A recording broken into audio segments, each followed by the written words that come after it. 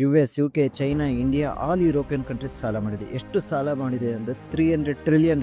ನಮ್ಮ global GDP ಎಷ್ಟು ಗೊತ್ತಾ? $100 ಟ್ರಿಲಿಯನ್. ಅಸಲಿ ಪೇ ಮಾಡೋದು ಸೈಡ್ಗಡೆ, ಇಂಟ್ರೆಸ್ಟ್ನು ಪೇ ಮಾಡೋಕ್ಕಲ್ಲ. ಇಷ್ಟಕ್ಕೂ ಯಾರ ಹತ್ರ ನಾವು ಈ ಸಾಲ ತಗೊಂಡಿದ್ದೀವಿ, ಯಾರಿಗೆ ನಾವು ದುಡ್ಡು ಪೇ ಮಾಡಬೇಕು? Let me explain in 60 seconds. ಎಲ್ಲ ಸ್ಟಾರ್ಟ್ ಆಗಿದ್ದು 1970ಯಲ್ಲಿ. 1970ಯಲ್ಲಿ US they dealing their currency from the gold and they started printing more money. ಅಂದರೆ ಅವ್ರಿಗೆ ಎಷ್ಟು ಮನಿ ಬೇಕೋ ಅಷ್ಟು ಮನಿ ಪ್ರಿಂಟ್ ಮಾಡೋದಕ್ಕೆ ಸ್ಟಾರ್ಟ್ ಮಾಡಿದ್ರು.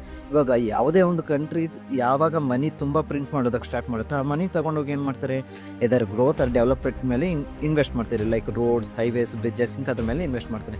ಯಾವಾಗ ಇಂಥದ್ರ ಮೇಲೆ ಇನ್ವೆಸ್ಟ್ ಮಾಡ್ತಾರೋ ಆವಾಗ ಜನರ ಕೈಗೆ ದುಡ್ಡು ಸಿಗುತ್ತೆ. ಜನರ ಕೈಗೆ ದುಡ್ಡು ಸಿಕ್ಕಿದಾಗ ಅವ್ರು ಏನು ಮಾಡ್ತಾರೆ, ಅದನ್ನ ಎತ್ಕೊಂಡೋಗಿ ಬ್ಯಾಂಕಲ್ಲಿ ಇನ್ವೆಸ್ಟ್ ಮಾಡ್ತಾರೆ. ಬ್ಯಾಂಕ್ ಏನು ಮಾಡುತ್ತೆ, bank they will lend the money or will give the money to the people who are in need, including to the government ಹತ್ರ ಬಾಂಡ್ಸ್ ತಗೊಳುತ್ತೆ ಆ್ಯಂಡ್ ಅವ್ರಿಗೆ ಮನಿ ಕೊಡುತ್ತೆ. ಇವಾಗ ಗೌರ್ಮೆಂಟ್ ಈ ಮನಿ ತಗೊಂಡೋಗಿ ಏನು ಮಾಡುತ್ತೆ, ಅಗೈನ್ ಗ್ರೋತ್ ಆ್ಯಂಡ್ ಡೆವಲಪ್ಮೆಂಟ್ ಮೇಲೆ ಇನ್ವೆಸ್ಟ್ ಮಾಡ್ತಾರೆ.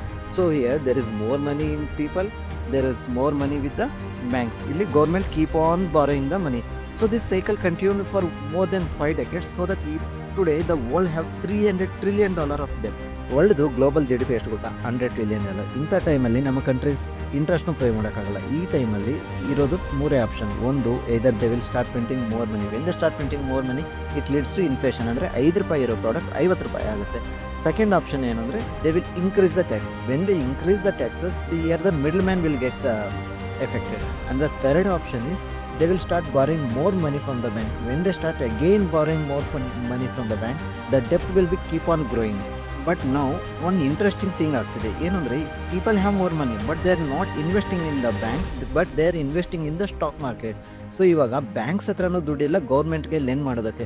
ಸೊ ಯಾವಾಗ ಗೌರ್ಮೆಂಟ್ ಹತ್ರ ಈ ರೀತಿ ದುಡ್ಡು ಇಲ್ದಿರ ಆಗುತ್ತೆ, they will get struck, they don't know what to do. Is the reason nowadays lot of civil unrest is happening and lot of wars are happening between the different countries. I don't know whether it is planned or just to distract the people, and this may be the reason that US President the Trump want to market to fall, so that the investors take out their money from the stock market and start investing in the banks.